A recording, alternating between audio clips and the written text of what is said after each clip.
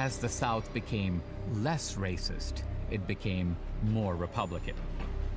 So the progressive Democratic claim that the parties switch sides and the Democrats are now the good guys and Republicans are the bad guys is a big lie.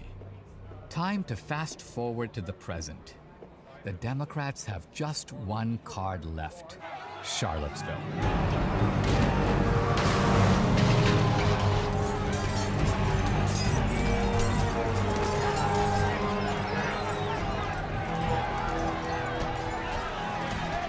There they are, white supremacists and neo-Nazis in Trump hats. Doesn't that prove that racism today is on the right?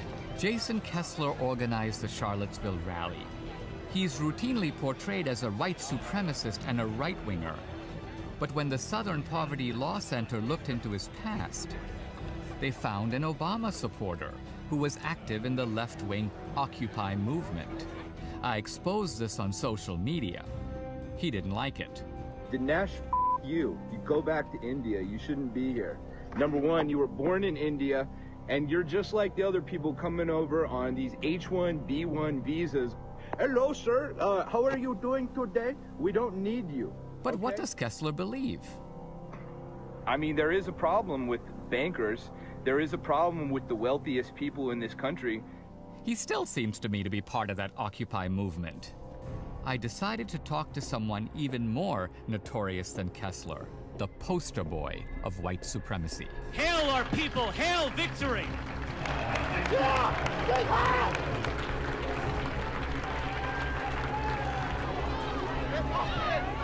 Protests over Richard Spencer's visit turning violent.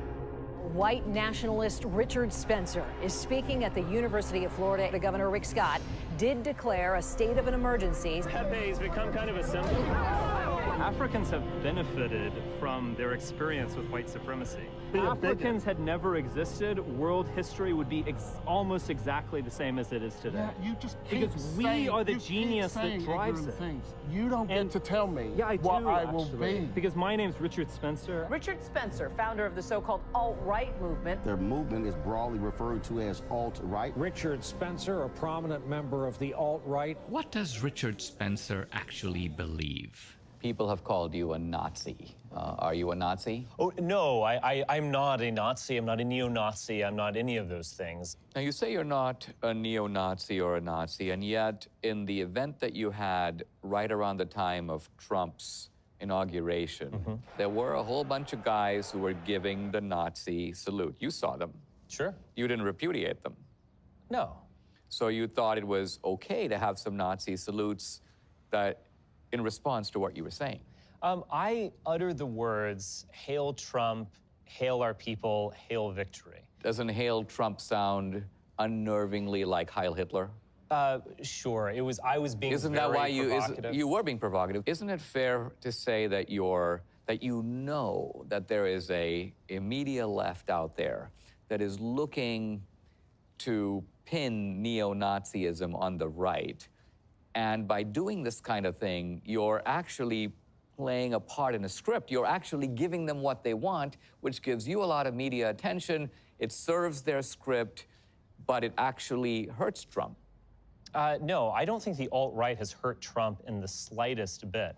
Would it be fair to say that you are not just against illegal immigration, but immigration, period? I would be actually happy to open the door to white South Africans. Would you be happy with an immigration policy that basically said, we want people from New Zealand, Australia, white guys from Europe, Iceland, and South Africa.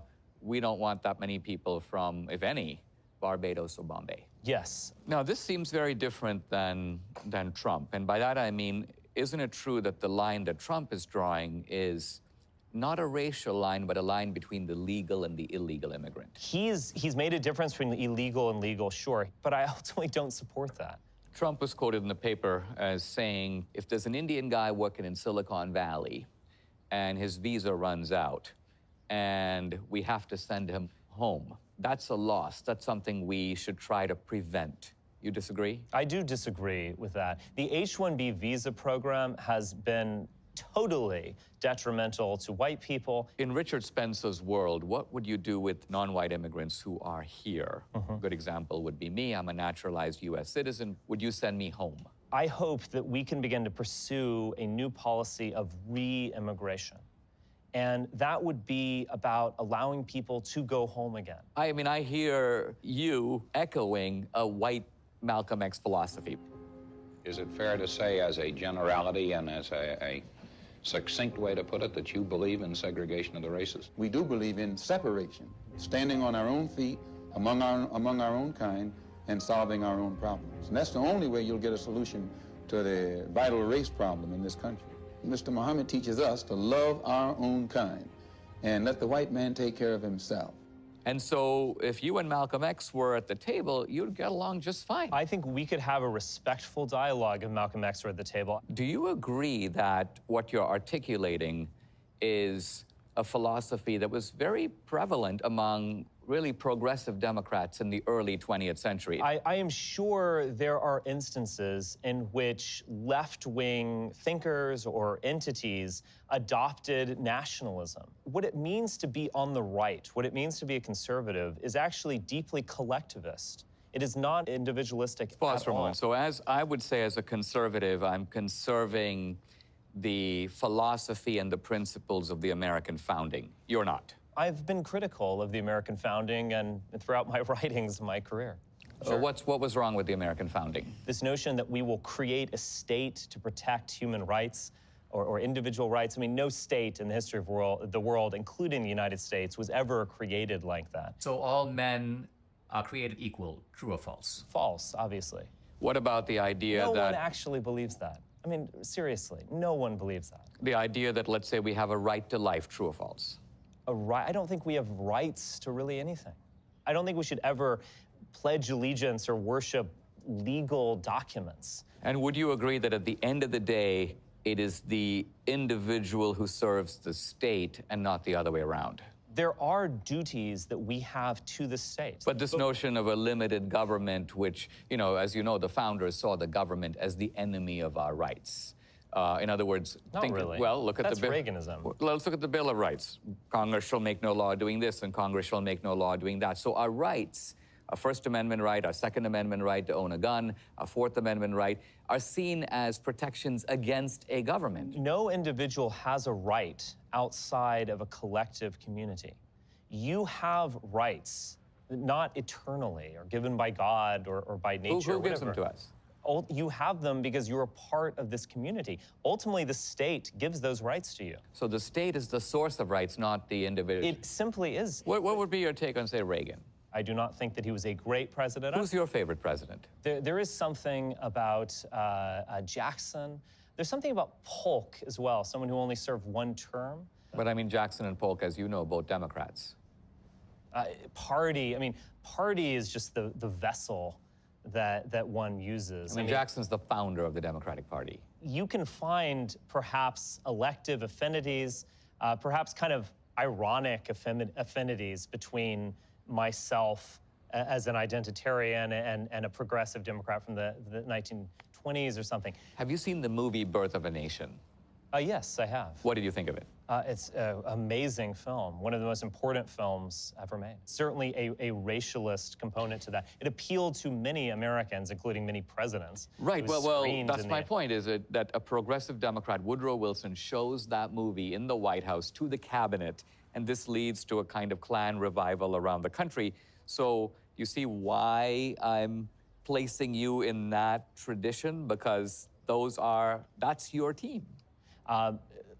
If that's progressivism, then I guess I'm a progressive. I'm fine with that. International socialism. To be honest, I'm not totally opposed to socialism when done right. I think we actually should use the government to benefit ourselves, the people of this country. I think we should have a national healthcare system. I think we should quadruple national parks. I think we should make this world a better place, and I think government has a role to play in that. Now, there's very little on which Spencer and Trump actually agree. Trump's a flag-waving patriot who cherishes the American founders. Spencer isn't and doesn't. Trump's a free market capitalist. Spencer prefers a strong centralized state regulating markets and dispensing entitlements. Trump wants to keep illegals out so legal immigrants and citizens, whether white, black, or brown, can thrive. No matter where they come from, no matter what faith they practice, they form a single, unbreakable team. That's what we are. We're a team. As a nation, we're a team. Spencer wants only white immigrants. Trump believes that rights come from God. No matter what the color of our skin or the place of our birth, we are all created equal by God. Spencer's an atheist who believes our rights come from the government. They call him alt-right, but he's not on the right. He's not a conservative. He's a tool of the media to pin the white supremacist tail on the Republican elephant. He's part of the big lie.